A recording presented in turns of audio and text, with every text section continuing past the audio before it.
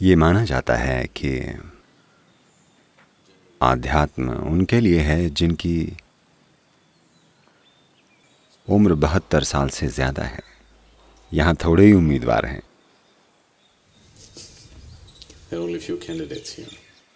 क्योंकि आज आध्यात्म बेजान हो चुका है।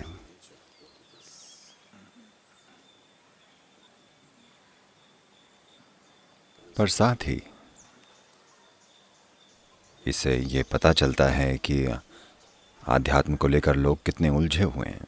हमारे हिसाब से आध्यात्म उन बूढ़े लोगों के लिए है जो जीवन के दूसरे कोई भी पहलू जी नहीं पा रहे हैं। यानी अगर कोई ठीक से खा नहीं सकता, ठीक से जी नहीं सकता, जब सिर हिलने लगे तब वो जाए और गुरु के पास बैठकर आध्यात्म सीखे। साथ ही अगर कोई बहुत स्पिरिटेड होता है तो हम कहते हैं वो बहुत जीवंत है ना? तो अगर स्पिरिटेड होना जीवंतता है तो स्पिरिचुअल लोगों में ज़बरदस्त जीवंतता होनी चाहिए, है ना? पर दुर्भाग्य से इसकी प्रस्तुति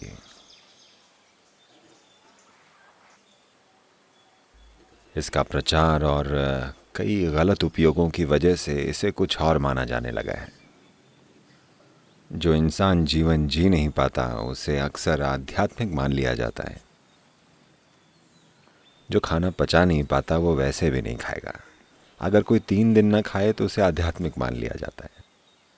असल में अगर किसी का खान पान, पहनावा और रहन सहन अच्छा नहीं है तो उसे आध्यात्मिक मानते हैं। आमतौर पर लोग यही समझते हैं। तो हमें आध्यात्मिकता शब्द छोड़ देना चाहिए। आप सभी ये सोचना छोड़ दें कि मैं आध्यात्म के मार्ग पर हूं।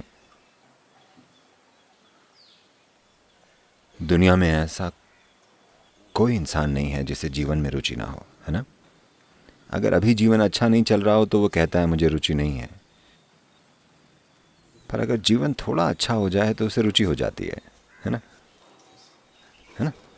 अगर चीज़ें बिगड़ जाएं तो उससे रुचि नहीं होगी, पर कल थोड़ी आशा दिखने लगे, ज़रा सी चीज़ें बेहतर हुई नहीं कि अचानक उसकी रुचि जाग जाएगी। तो वैसे भी आपकी ज़िंदगी में रुचि तो है,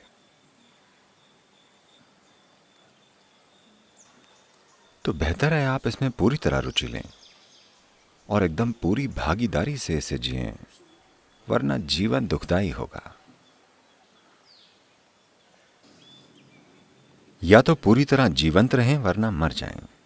बीच में रहना दुखदाई है कि नहीं? ऐसा है कि नहीं? क्या आपने लैब में मेंढक या कॉकरोच काटा है? आप में से कितनों ने किया है? आप जानते हैं कि बीच वाली हालत दुखदाई होती है ना?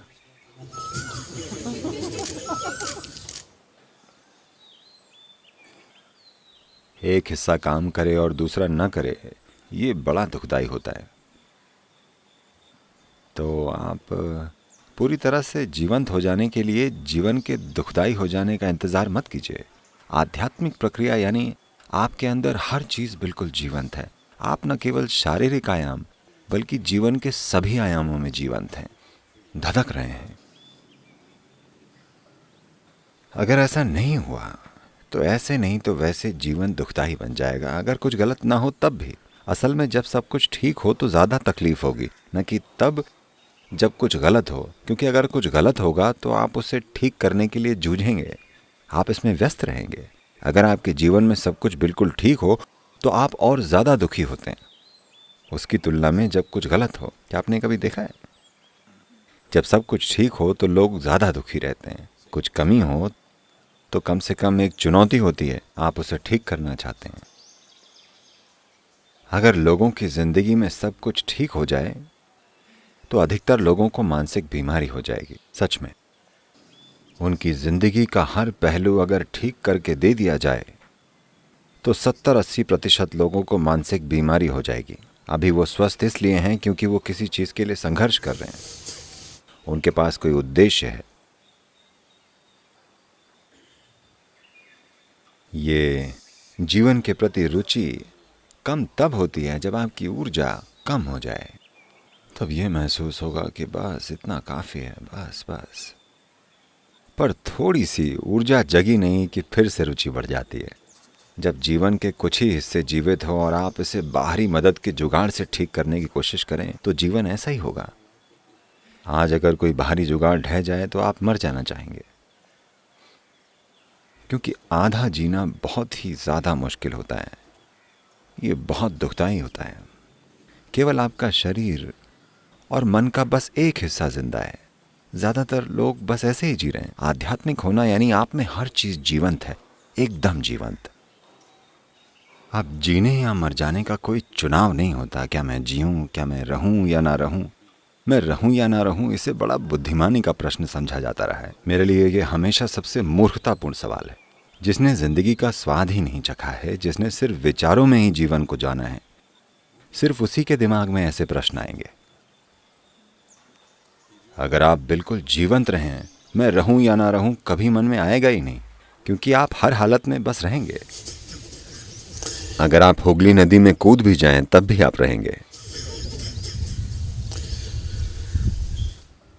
तो आध्यात्मिक प्रक्रिया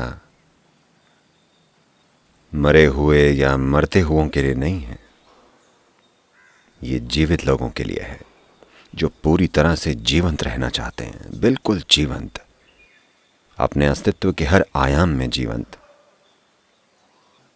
अगर ऐसा नहीं होता तो जिंदगी आपको अलग अलग तरीकों से तकलीफ देगी। चाहे आप कुछ भी ठीक करें, कोई फर्क नहीं पड़ता। चाहे आप अपनी आर्थिक स्थिति ठीक करें, चाहे आपने अपने रिश्तों का इंश्योरेंस कराया हो, वैसे भी इंश्योरेंस वाले रिश्ते हमेशा परेशानी ही देते हैं। जिंदगी में चाहे आप जो भी ठीक करें, जिंदगी कष्ट ही देगी, क्योंकि आप आधे जीवित हैं। तो संसार में ये विचार हटाना होगा कि आध्यात्म मरते हुए लोगों के लिए है, ये जीवित लोगों के लिए है। कोई मर नहीं रहा है, सब जी रहे हैं। आप या तो शरीर के साथ जी सकते हैं या इसके बिना।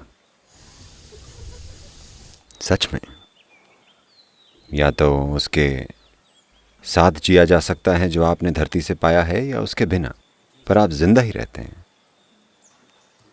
तो धरती पर कोई मर नहीं रहा, सभी जी रहे हैं। कुछ लोग धरती माँ से लिया कर्ज लौटाने की तैयारी कर रहे हैं, और कुछ लोग उसे कुछ समय तक रखने की कोशिश कर रहे हैं।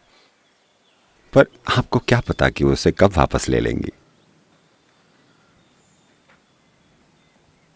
तो अभी सबसे ज़रूरी है कि सभी के जीवन में ये संभावना लाने के लिए हम अपने समाज में एक मददगार वातावरण बनाएं जिसमें हम रहते हैं।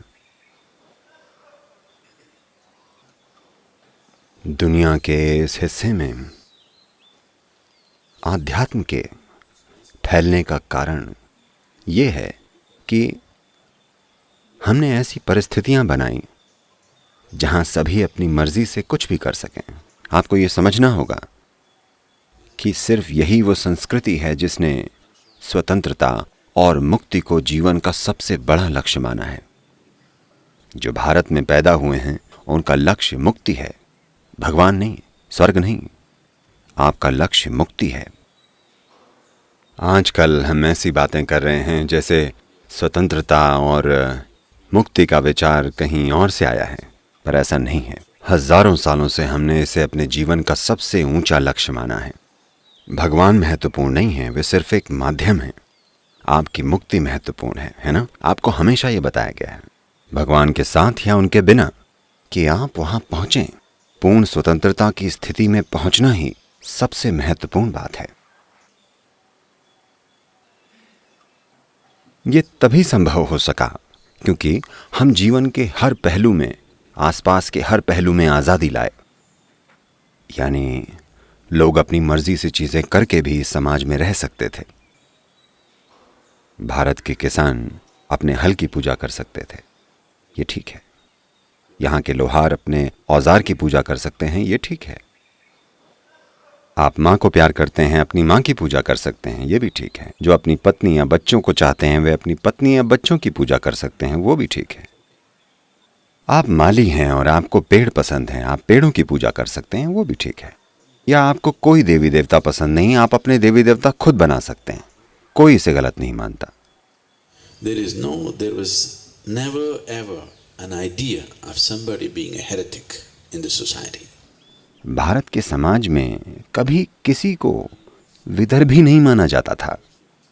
आस्तिक, नास्तिक, पूजा करने वाले, सांप, गाय, हाथी, बंदर, पहाड़, पेड़, नदियाँ, जिसकी भी उन्होंने पूजा की या पूजा नहीं भी की, उन सभी को इस समाज में आज़ादी से जीने की और अपने विचार, अपने भाव और अपने जीवन का अनुभव बांटने की आज़ादी थी। जब ऐसा माहौल बनाया जाएगा तभी आध्यात्मिक विकास होगा। तो अगर हमारे विचारों में, भावनाओं में, खुद को प्रकट करने के तरीके में और संबंधों में आज़ादी का भाव और ऐसी इच्छा नहीं है, तो कोई आध्यात्मिक प्रक्रिया नहीं हो सकती। लोग अपनी चेतना की खोज नहीं कर पाएंगे और उन्हें हमेशा मौजूदा किताब के नियमों के अनुसार ही जीना होगा। तो इस देश में ये बनाए रखना बहुत अधिक ज़रूरी है कि सभी आज़ादी से और अपनी मर्जी से चीज़ें करते हुए भी सभी के साथ रह पाएं। आपने दूसरे विश्व युद्ध के हिमलर का नाम सुना है? वो हिटलर का एक हिटमैन था। तो हिमलर एक छिपने की जगह पर गया जहां हिटलर के 8 हम शक्ल थे। 8 लोग जो बिल्कुल हिटलर जैसे थे, उन्हें हिटलर जैसा बर्ताव करने की ट्रेनिंग मिली थी हर तरह से। उन्होंने उनसे कहा, मेरे पास कुछ अच्छी और कुछ बुरी खबर है। उनसे हिटलर जैसा व्यवहार करना ज़रूरी था ताकि उनकी आदत पड़े। तो उन्होंने उन्हें सलाम करके कहा, उन्होंने कहा, फ्यूरर्स, कुछ अच्छी और कुछ बुरी खबर है। वे बोले, ठीक है, पहले अच्छी खबर। तब उसने कहा, हमारे हिटलर अभी भी जीवित हैं, ये अच्छी खबर है। वो बोले, बहुत अच्छा, बुरी खबर क्या है? तब उसने कहा, हमारे हिटलर की बाईं आंख फूट चुकी है। ठीक है, तो आपके आसपास जो होता है वो आपके साथ भी होगा। आप उससे बच नहीं सकते। आपके आसपास या जो भारत को होता है वो सभी भारतीयों को भी होगा, है ना? तो हमें राजनीतिक कारणों से ही नहीं, आध्यात्मिक कारणों से भी अपने आसपास मददगार माहौल बनाना होगा।